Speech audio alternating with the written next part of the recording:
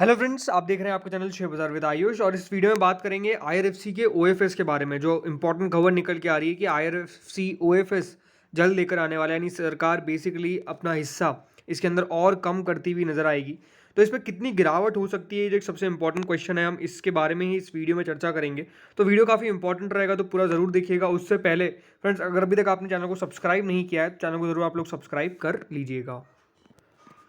तो दोस्तों, अगर आज आप आईआरएफसी को देखेंगे तो डेफिनेटली आईआरएफसी के अंदर आज शुरुआती दौर में एक अच्छा मूव देखने को मिला था। ऑलमोस्ट स्टॉक 52.70 का हाई लगाता है, लेकिन उसके बाद आप खुद देख सकते हैं कि स्टॉक में आपको सिर्फ प्रॉफिट टेकिंग या फिर थोड़ा से नीचे लेवल्स देखने को मिले।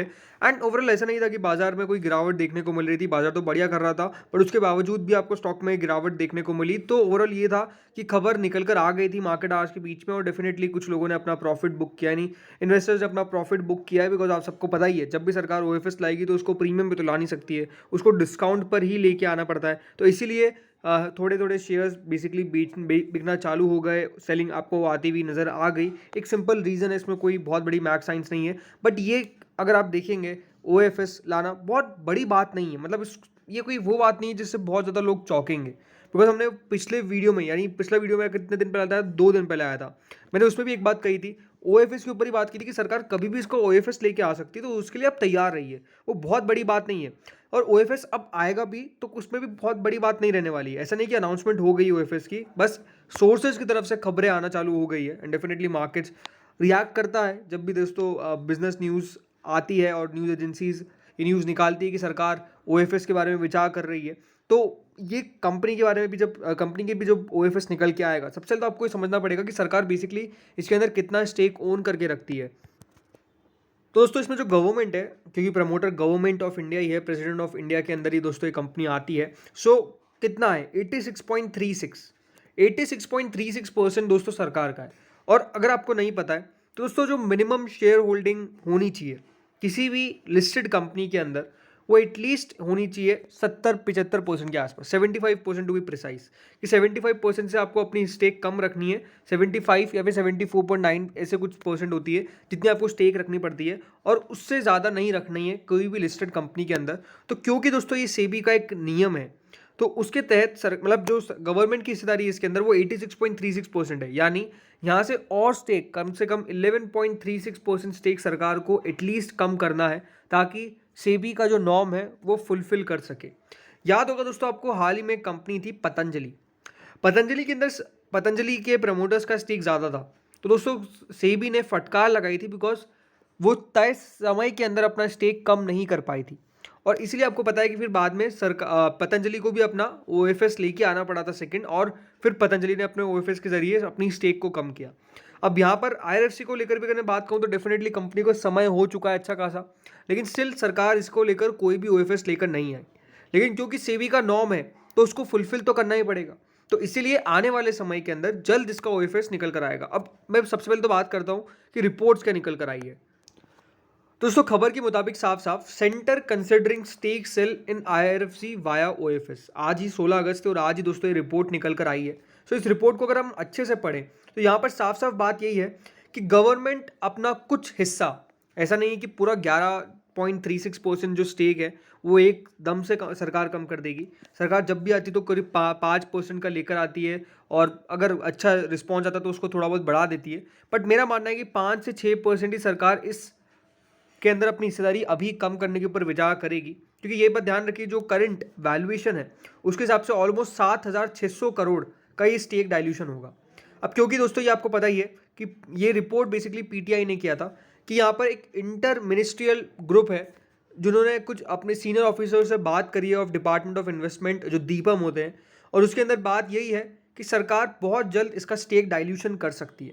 अब जब स्टेक डाइल्यूशन होगा तो 11.36% सरकार को कैसे भी करके इसमें कम करना है। और जैसे मैंने आपको कहा, जो मिनिमम पब्लिक शेयर होल्डिंग, जो एमपीएस नॉर्म है सेबी का, उसके मुताबिक 75% हिस्सेदारी प्रमोटर रख सकते हैं, और एटलीस्ट 25% फ्री फ्लोट होना चाहिए मार्केट के अंदर।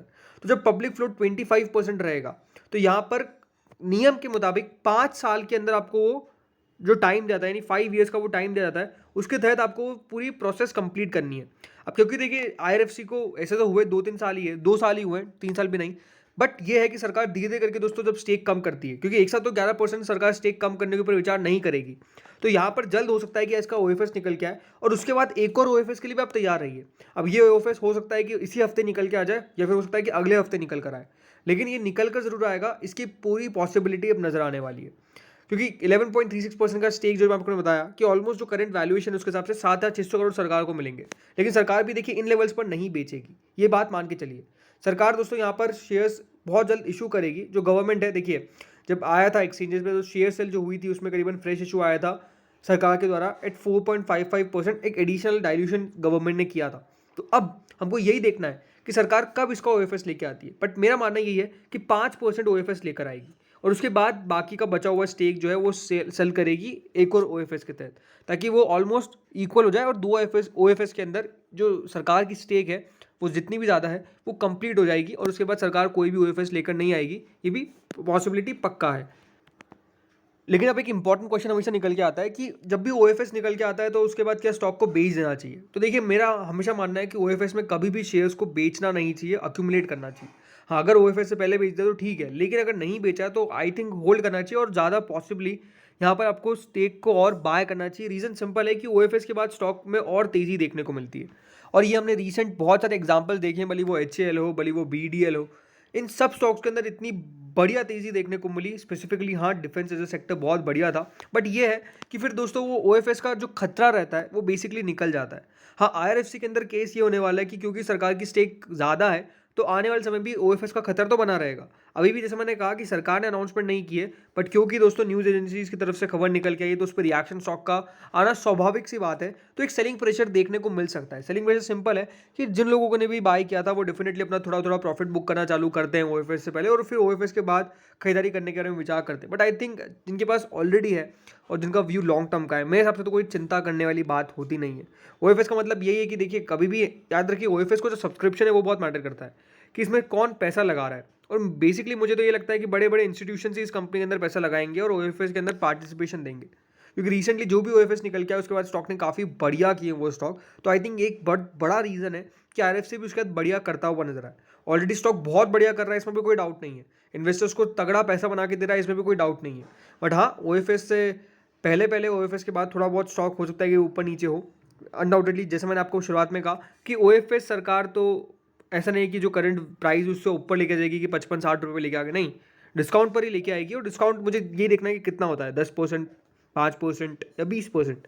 मेजरली 10 से 20% के बीच में डिस्काउंट रहता ही है। वो 10 से 20% का जो डिस्काउंट रहेगा वो स्टॉक डेफिनेटली कितना जल्दी फिल करेगा वो भी एक इंपॉर्टेंट क्वेश्चन रहता है, तो वही देखना होगा।